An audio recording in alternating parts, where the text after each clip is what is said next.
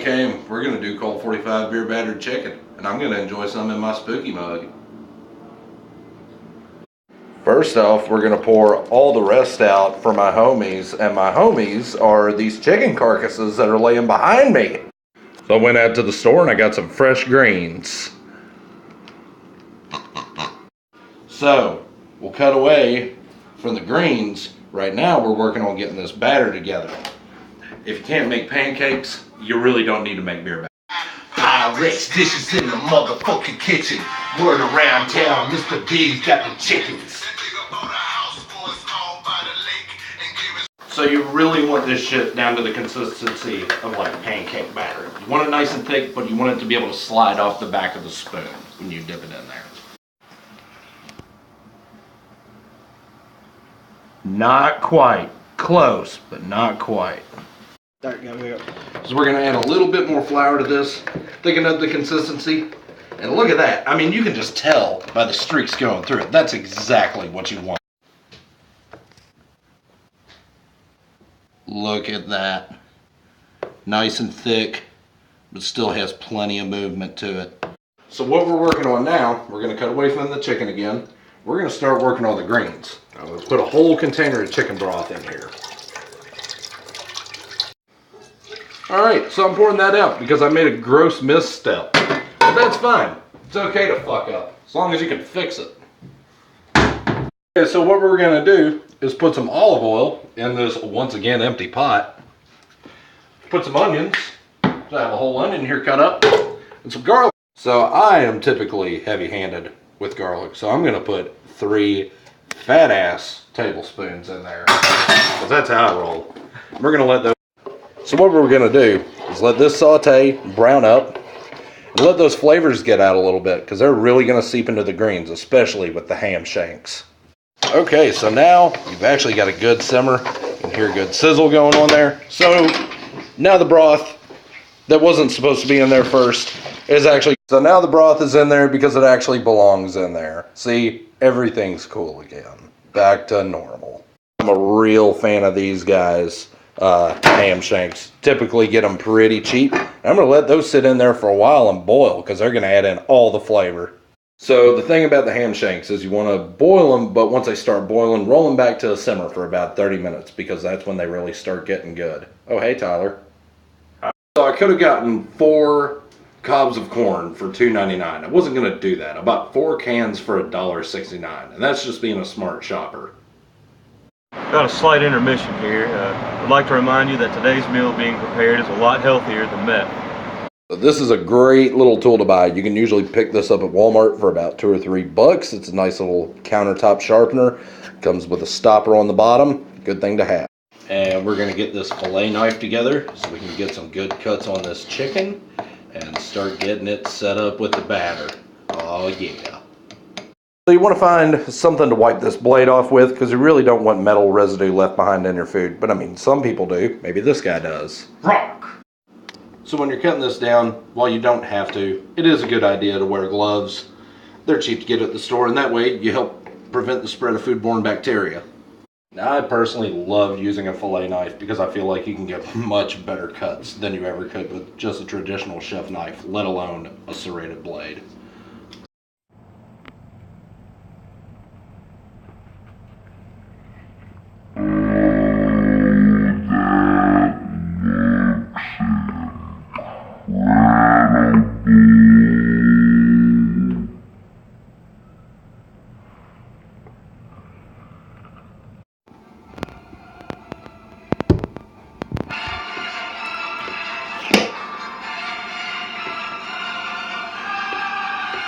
We're finishing up the chicken over here, getting it into the bowl. It's a lot of chicken.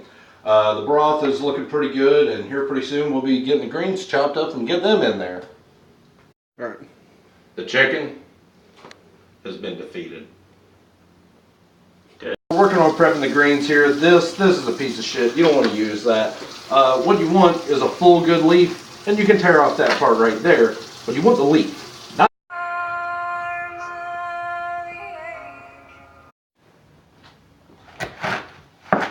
So I get to employ my wonderful buffalo skinner for cutting down these greens, and they're going in that motherfucking pot. So ham hocks have been working for a little bit. We're going to take them out and cut some of the meat off and put them back in just for the sake of real estate. That's some tasty pork. A lot of people are under this misconception that ham hocks are pig's feet. They're not. They're more or less the ankles. So when you're having them, it's like having a cankle party. See, I wanted to leave all the bones in there, but once again, due to real estate, I can't do that. But I am going to leave in one small part because those bones do actually help add in some flavor also. So now these are nice and cut up. We're going to leave some low to medium heat on there so they can steam up. And these are probably going to take about 45 minutes to get done. I've got myself a nice battle station set up here. I've got the chicken itself, the flour rolled in, and then the beer batter at the end, which I'm still going to add a couple things to. So let's say your beer batter is thickening up, like too much, like it's really starting to get pasty. But you can always add a little bit of water to it and get it back to prime health again and be ready to use. I'm going to take a quick intermission for a smoke and a drink of my beer. Whatever you do, don't ever boil your grains. Howdy. So we're doing the greens homemade, we're doing the fried chicken homemade. You got to cut back somewhere, and you know what? It's okay to buy canned corn from the store sometimes, and that's what I did. Oh, suck a dick. So we're doing just regular vegetable oil on this. You don't want to overflow it, you don't want to burn yourself, and you don't want to scorch the oil either. I'm sure there's some brainy fuck out there that thinks bubbling boiling oil is the best way to fry chicken. It's a good way to see how your homeowner's insurance works for you. So do it. If you scorch your oil, you might not burn your house down in the end, but your food's going to taste like shit. And who wants that? So I moved the handle out of the way so it won't melt over here. And nobody will run into it and get burned. Except this guy, he might want to get burned. Fuck me. Half a stick of butter. Alrighty, so we put a little bit of water in here and this wonderful Tony Chachere's Cajun seasoning, which you should definitely pick up. Give it a little bit of spice. These greens are breaking up really nicely at this point, and I can't guarantee that the pork will break down as much, but when you get that bite of it in there, it's like finding the prize in a Cracker Jack box. Garlic is life, and it goes in everything, maybe even brownies. A good kitchen has 1,000 spoons in it. Now naturally this one doesn't, but it's kind of a metaphor for testing everything that you make along the way. I test everything as I make it, even the chicken. The raw chicken.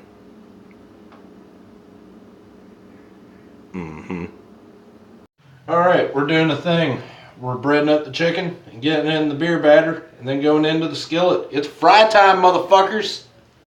This is why you wear gloves in the process. And we might even get some crispy bits in there too.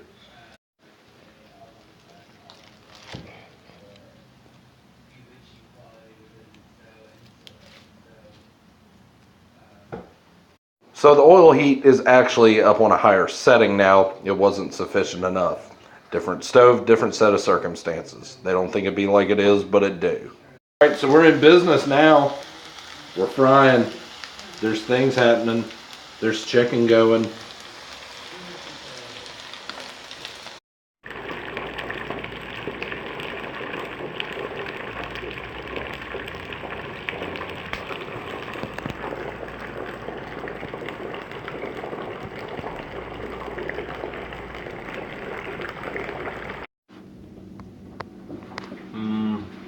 He's gonna braid that real nice.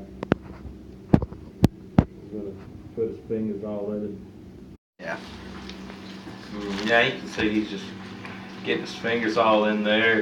It looks just like nanner pudding. Sketty butter. Burn the living dog shit out of it. Batch 1 is up and it's fucking delicious. Overshot the line with quantity, but what I got in the end was quality. I spent about $16 on this chicken. I still got more than you would get at fuck-ass KFC. I might be here in Kentucky and all, but KFC is cancer, and it's fucking garbage. I'm DatChef502. Thanks for tuning in this week and watching this awesome episode. I had a blast. I hope y'all had fun watching it. Have fun when you're out there cooking. I give a shout out to Math Debater and Tactical Spatula and these chickens for giving up their lives that we could enjoy them. Thanks for watching, everybody.